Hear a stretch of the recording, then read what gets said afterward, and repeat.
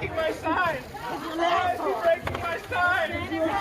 Don't have free speech rights? Don't have free speech rights as all of you? Oh, look, there's such a violence. He's got a weapon! He's got a weapon! He's got a weapon! He's got a weapon! Oh, do you want me to drop my weapon? Yes. Get and leave. There's my weapon. I'm not discussing anything.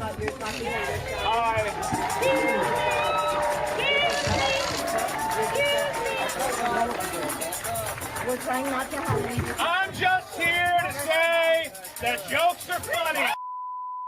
Dave Chappelle, funny guy. I love Dave. I don't know why all the violence. I don't know. That's not Dave. Dave Chappelle.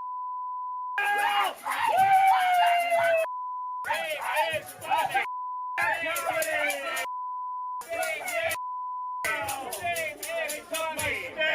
They took my stick! My stick! They took it!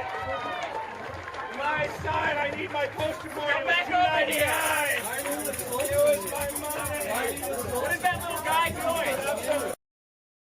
OK, so there's a lot to unpack there. I mean, firstly, there is the fact that they've broken his sign, and then there is the point of the woman who approaches him with a tambourine screaming, "Repent." Now, you actually might not have heard it properly. We had to bleep out an awful lot of that because she was saying repent and then another word, which I can't possibly say now. But this is very interesting. I've often been criticised for comparing this movement to a new kind of religion. But if they're going to go around screaming repent at people, then surely I've got a point. I mean, they may as well be throwing holy water at him and shouting, "The power of Christ compels you." But there's another interesting story here regarding the way that this was then subsequently reported in the media. Now, the Associated Press published this image of Gesualdi, Vito Gesualdi, who we've just seen there. And given that this was, by the way, this was the Associated Press, this is the go-to source for many other mainstream media outlets, and this image was widely reproduced, but the caption was really interesting, right? So the caption said, "Comedian and videographer Vito Gesualdi screams profanities as he engages with peaceful protesters begging him to leave." But that didn't happen, did it? Right? We just saw it. That just didn't happen, right? They weren't peaceful protesters. They're smashing up his placard, right? The woman with the tambourine wasn't begging him to leave. She was up in his face, screaming at him to repent, like some kind of cross between Vinnie Jones and Mary Whitehouse. And then in a thread on Twitter, journalist Jesse Singal pinpointed the precise moment this image was taken to check the claim by the Associated Press that Gesualdi was, quote, screaming profanities. And here's what he was actually saying at the moment that image was taken. He was saying, "I'm just here to say that jokes are funny, people. Dave Chappelle's a funny guy. I love Dave. I don't know why all the violence. I don't know why all the hate. I just love Dave Chappelle. Dave Chappelle, woo." OK, so this is actually... It's quite a serious breach of journalistic conduct. So the Associated Press must have known that he wasn't screaming profanities, but they went ahead and said it anyway. And they did eventually issue a correction, but only because they were called out. So, anyway, there's a lot to unpack. So joining me to talk about this event is the man himself from that viral video, Vito Gesualdi. Thank you so much for joining us on Free Speech Nation. Oh, thanks for having me. I'm very excited. Thank you. Thank you so much. There's a lot of love for you here, Vito. Can you just talk to us a bit about your reasoning for going to the protest? Were you not aware that this might be deemed contentious, that there might be this kind of reaction?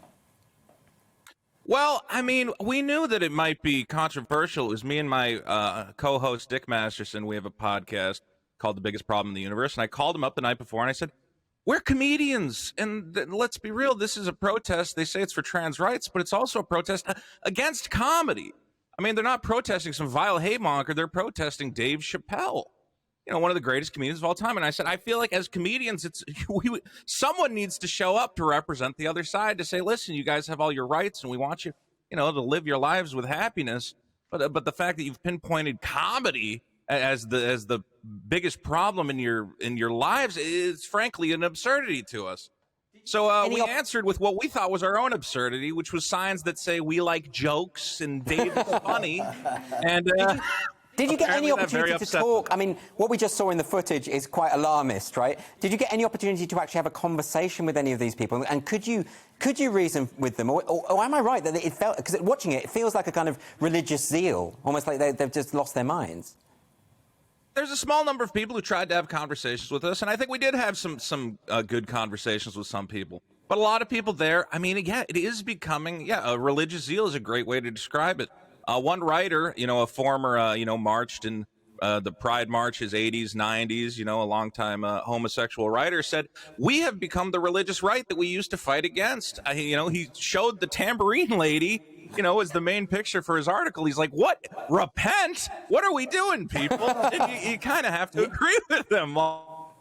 What do you think we can do about this? I mean, I was always under the impression that things in America were a bit better, and that's based on very limited experience. I was in Los Angeles for a while, and I saw one show, and I was like, comedians are actually pushing the boundaries still. They're not really worried about offending people anymore. But do you think this is an issue that is affecting comedy, the way you perform, perhaps? Is it having any impact at all? 100%. Now, I'm lucky. I'm an independent, comedian where I make my money online. I have a YouTube channel, youtube.com/Vito, and I have my own small, dedicated audience that's able to fund what I do, and it's great. But I looked, Los Angeles is the epicenter of comedy in America, and me and my buddy Dick were the only two comedians standing up for comedy at this event. We expected there to at least be a handful of other guys. But, we have to realize a lot of these guys working in L.A., okay, maybe they got a job writing on a show, they're getting booked at clubs. They don't want to mess with their livelihood because they know the mob can very quickly get them canceled if they say one wrong thing or do one wrong thing. So comedy, people are holding their tongues out here, and it is a tragedy. We're losing a lot of good comedy because of it. But then people will say that, but look at Dave Chappelle. He says exactly what he wants. He's not being censored. He can do this. And they'll say, therefore, that this idea of cancel culture, this idea of this threat to free speech is a bit of a myth, that we're kind of making it up. What would you say to that? Dave Chappelle is too big to cancel at this point. If Dave Chappelle wants a Netflix special, they're not going to say, no, don't make us $40 million, whatever it is.